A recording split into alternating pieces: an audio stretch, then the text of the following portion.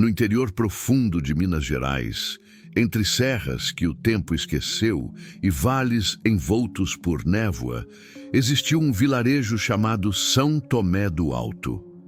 Fundado em 1879 por colonos portugueses e mineradores que buscavam ouro, o local era pequeno, mas próspero. No centro da vila, erguia-se uma igreja de pedra, simples porém imponente, com uma torre estreita e um sino vindo de Lisboa, forjado, segundo registros, com bronze, ferro e uma liga desconhecida que o tornava mais pesado e profundo do que qualquer outro. O sino era o coração do lugar. Marcava as horas, os nascimentos, os casamentos e os funerais, até o dia em que começou a tocar sozinho. A última missa oficial aconteceu em 16 de julho de 1893. Chovia. O padre Manuel Ferreira, responsável pela paróquia, anotou em seu diário que as velas tremem sem vento e o ar parece mais denso que o normal. Essas foram suas últimas palavras escritas. No dia seguinte, o vilarejo havia desaparecido. Todos os 63 habitantes sumiram sem deixar vestígios. As portas estavam abertas, a comida servida, as lamparinas acesas. O sino, no entanto, seguia tocando. Ninguém ouvia mover-se, mas o som ecoava pelo vale como se uma mão invisível o mantivesse vivo. Quando tropeiros vindos de São Lourenço chegaram à vila 2 dias depois, encontraram a igreja intacta. O altar estava limpo, o chão varrido e o sino balançava levemente, emitindo notas baixas e lentas. Segundo depoimentos, o som parecia vir de dentro da terra, não do ar. O sino tocava 3 vezes por dia, ao nascer do sol, ao meio-dia e ao pôr do sol, exatamente como fazia o padre Manuel durante as missas. Só que agora não havia ninguém para puxar a corda. Durante meses, investigadores tentaram entender o que havia acontecido. Alguns culparam o surto de febre amarela que devastava o estado. Outros acreditaram em um massacre cometido por bandidos. Mas nada sustentava essas hipóteses. Nenhum corpo foi encontrado, nenhum sinal de fuga, nenhum rastro de violência. Era como se a vila inteira tivesse simplesmente evaporado. Em 1902, um fazendeiro chamado Elias Campos decidiu reconstruir a região, movido pela curiosidade e pela fé.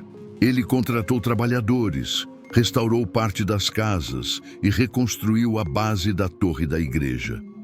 No dia da reinauguração, às 6 da manhã, o sino tocou sozinho pela primeira vez em quase 10 anos. Elias mandou um dos homens subir à torre para verificar. O trabalhador, José do Carmo, foi visto subindo a escada de madeira com uma lanterna acesa. Minutos depois, um grito cortou o silêncio. Quando os outros subiram, José estava morto, caído próximo ao sino. Seu rosto estava coberto por fuligem e marcas circulares queimadas, como se tivesse segurado ferro em brasa. O sino balançava sozinho, emitindo um som profundo que ecoou por mais de 20 minutos. Nenhum vento soprava, nenhum pássaro voava. A notícia se espalhou rapidamente e São Tomé do Alto foi novamente abandonado. O local passou a ser conhecido como a Vila do Sino Sem Mão. Com o tempo, o mato cobriu as ruas e as paredes desabaram, restando apenas a torre e parte do altar. Em 1938, engenheiros enviados pelo governo estadual para mapear antigas rotas coloniais localizaram as ruínas da igreja. Segundo o relatório, o sino continuava lá, intacto, preso a uma estrutura parcialmente destruída, mas sem suporte visível. Parecia suspenso no ar, vibrando lentamente. Os engenheiros afirmaram que o som do sino podia ser ouvido a quase 3 quilômetros de distância, mesmo sem nenhum movimento aparente. Décadas depois, em 1971, uma equipe de arqueólogos, liderada pela professora Helena Duarte, da Universidade Federal de Minas Gerais, realizou uma escavação no local. Atrás do altar, encontraram inscrições entalhadas na pedra, em latim arcaico. A tradução feita posteriormente, dizia: quando o corpo dorme, o som fala, e quem escuta não volta. A equipe coletou amostras do sino e descobriu que sua composição continha traços de um elemento metálico ainda não identificado. As leituras de frequência mostraram uma vibração constante de 17 Hz, a mesma faixa sonora registrada em lugares considerados assombrados. A pesquisa foi interrompida depois que 2 membros da equipe relataram alucinações auditivas. Um deles, o assistente Carlos Varela, escreveu em seu caderno que ouviu vozes chamando pelo nome do padre Manuel, vindas do interior da torre. Helena Duarte encerrou a expedição e nunca mais retornou ao local. Em 1995, um jornalista chamado Marcelo Rios, conhecido por cobrir mistérios históricos, decidiu investigar o caso. Levou uma pequena equipe e equipamentos de gravação. As fitas recuperadas mais tarde mostram o grupo chegando às ruínas ao entardecer. Marcelo narra que o ar parece vibrar mesmo quando tudo está parado. Às 3h14 da madrugada, o sino começa a tocar. Nenhum deles estava próximo à torre. A gravação capta o som metálico ecoando pelo vale, seguido da voz de Marcelo dizendo: não tem corda, não tem vento, e ele está tocando. A fita termina com o som de algo pesado caindo. Nenhum dos 3 integrantes foi visto novamente. O equipamento de filmagem foi encontrado meses depois, parcialmente enterrado, com o metal coberto de uma fina camada de fuligem. Técnicos que analisaram o material registraram um ruído de fundo constante, semelhante a uma batida de coração. Ao acelerar o áudio, perceberam algo ainda mais inquietante. Entre as frequências, surgia uma voz humana sussurrando uma única frase: ele voltou para buscar o que é dele. Depois de 1995, São Tomé do Alto desapareceu de todos os mapas oficiais. A estrada que levava até o local foi tomada por vegetação, e os moradores da região dizem que o vale inteiro parece sem tempo. Pássaros não passam por ali. A névoa é constante. E de tempos em tempos, quando o vento para, o som do sino volta a ecoar. Em 2007, um grupo de exploradores amadores, influenciados pela lenda, tentou gravar o toque do sino. Nenhum vídeo sobreviveu. Apenas um pequeno trecho de áudio publicado em um fórum obscuro da internet. O som é grave, lento e ritmado. No fundo, é possível ouvir algo como passos sobre pedra e logo depois, o barulho de um portão se abrindo. O áudio encerra com a frase: a missa vai começar. Hoje, o local está interditado. Nenhum mapa digital reconhece a área. Moradores das cidades vizinhas, como Ayuruoca e Caxambu, afirmam que o sino ainda toca todos os domingos, ao amanhecer. Alguns juram ouvir as vozes do antigo coral cantando, mesmo sem igreja, sem padres, sem fiéis. O som surge, vibra e desaparece como se o tempo ali ainda fosse 1893. Pesquisadores chamam o fenômeno de eco temporal, uma anomalia sonora capaz de preservar vibrações antigas no espaço. Mas quem vive nas redondezas sabe que não é apenas som. Dizem que, nas madrugadas frias, é possível ver figuras brancas subindo a colina, caminhando em direção ao que restou da torre e que, quando o sino toca, as sombras param de se mover e olham em direção a quem ousa observar. Nenhuma teoria científica conseguiu explicar o sino de São Tomé. O metal não oxida, o som não se propaga de forma natural. E as gravações, quando reproduzidas, provocam náusea e vertigem nos ouvintes. Há quem diga que o sino não toca sozinho. Ele responde que em algum ponto do vale, algo ou alguém escuta o chamado e responde com outro toque, mais distante, mais fraco. A casa de São Tomé, como ficou conhecida a antiga casa paroquial ao lado da igreja, ainda existe. As janelas estão cobertas por tábuas e a madeira parece enegrecida por dentro. O sino, porém, permanece intocado. Seu som continua a marcar o domingo, um domingo que nunca terminou. Em 2013, o governo estadual de Minas Gerais anunciou discretamente uma expedição técnica para mapear antigas áreas coloniais em torno da Serra da Mantiqueira. Oficialmente, o projeto buscava reconstituir rotas do ciclo do ouro. Mas documentos vazados anos depois mostraram outro objetivo: identificar a origem do som subterrâneo relatado há mais de um século na região de São Tomé do Alto. Os engenheiros responsáveis pela missão receberam ordens para não divulgar o destino exato. Apenas 5 pessoas participaram: o geofísico Eduardo Marcondes, a arqueóloga Patrícia Leme, 2 técnicos de campo e um motorista. A expedição durou exatas 48 horas. Segundo os relatórios, o grupo acampou nas ruínas da antiga igreja. Na primeira noite, nada aconteceu. Mas às 2h37 da madrugada do segundo dia, os sensores captaram uma vibração contínua a 17 Hz, a mesma frequência registrada por Helena Duarte em 1971. O solo tremeu levemente e o som do sino foi ouvido novamente, mesmo sem estrutura física aparente. Os aparelhos registraram uma mudança brusca de pressão atmosférica e uma queda instantânea de temperatura. O técnico de áudio, Rogério Peixoto, anotou: "O som não vem do ar, vem de dentro do peito." Na gravação, após o 4º toque do sino, uma voz masculina sussurra: "O corpo voltou a respirar."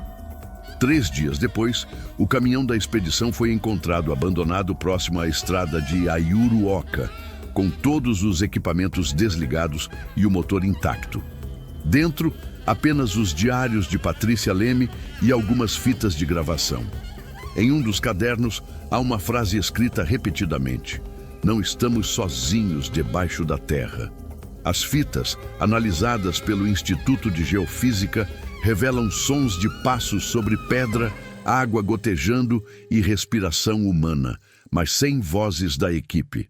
Os peritos que ouviram o material relataram enjoo e dor de cabeça após poucos minutos de reprodução. O relatório final classificou o fenômeno como acústica anômala de origem indeterminada. Nenhum dos membros da equipe foi oficialmente declarado morto, mas também nunca foram localizados. O caso desapareceu da imprensa até 2019, quando um canal de exploração paranormal no YouTube, Ecos do Passado, publicou um vídeo intitulado "O Sino de São Tomé Tocou de Novo." O vídeo, com menos de 5 minutos, mostra 2 jovens entrando na mata à noite. À distância, ouve-se um som metálico ecoando.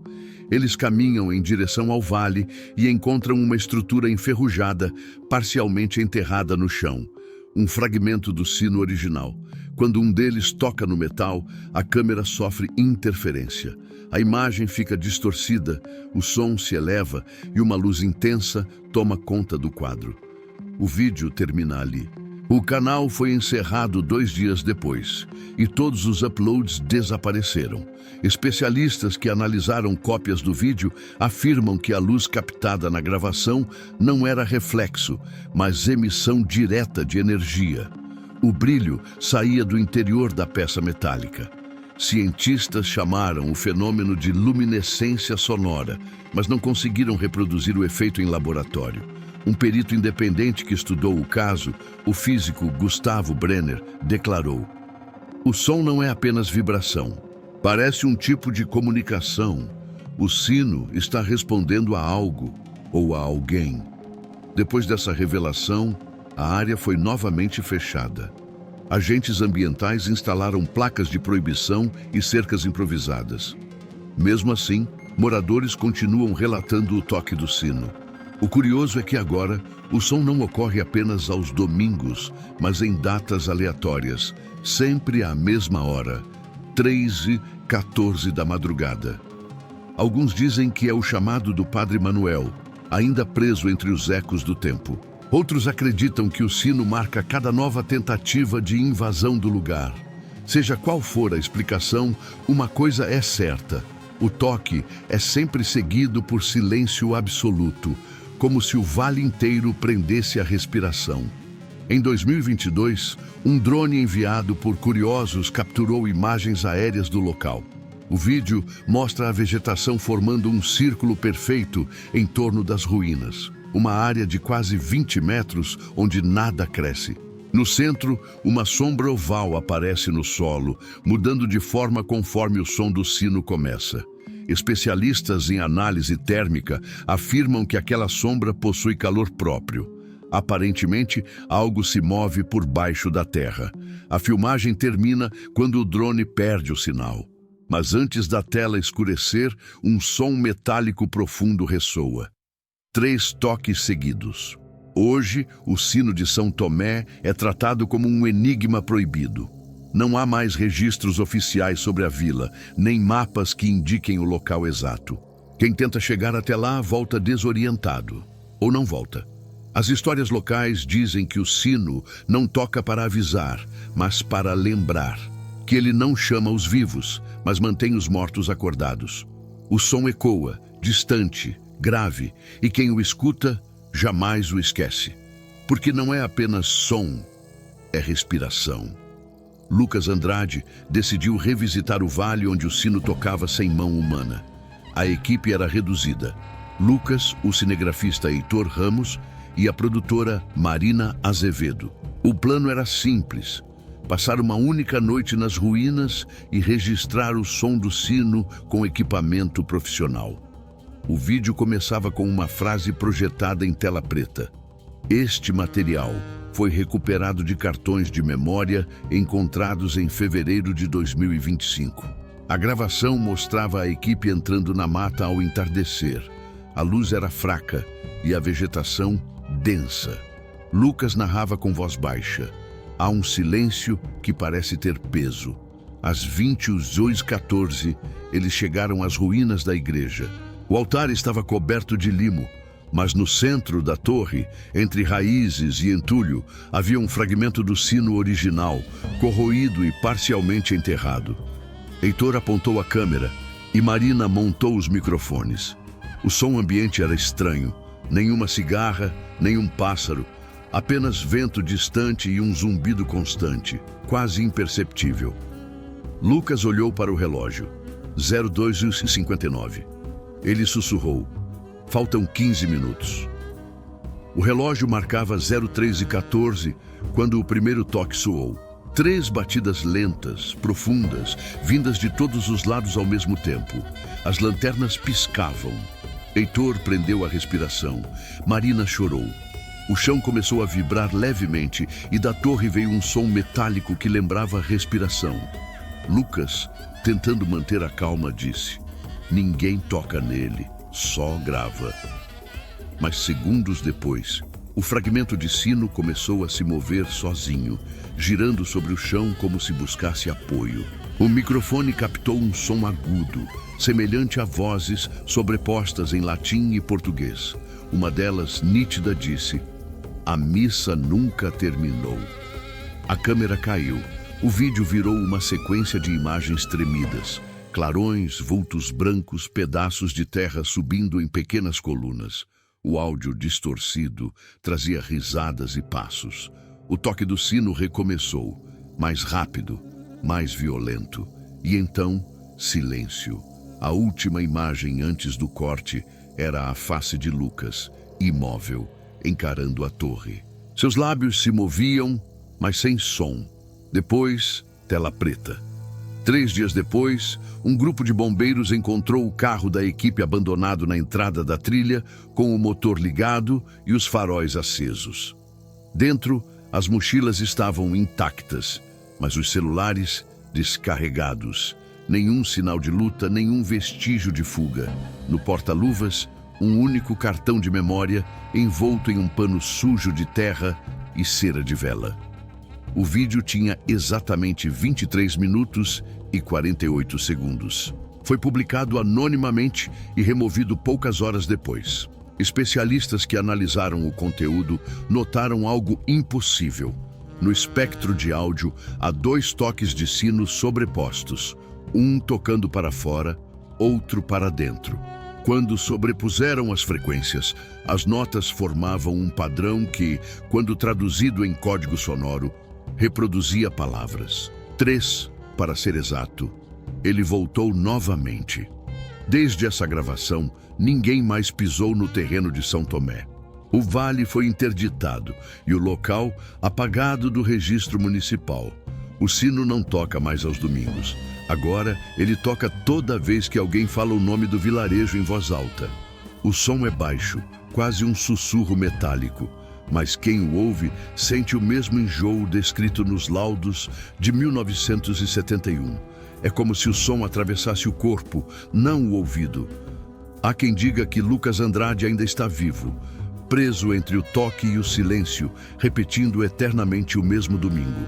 O último frame do vídeo, congelado por peritos, mostra sua silhueta na porta da igreja, com o sino brilhando atrás dele. O reflexo do metal parece formar o contorno de várias figuras humanas, alinhadas como um coral invisível. O som final, gravado antes do término da fita, é o mais perturbador de todos. Um sussurro masculino dizendo: "O sino não precisa mais de mãos."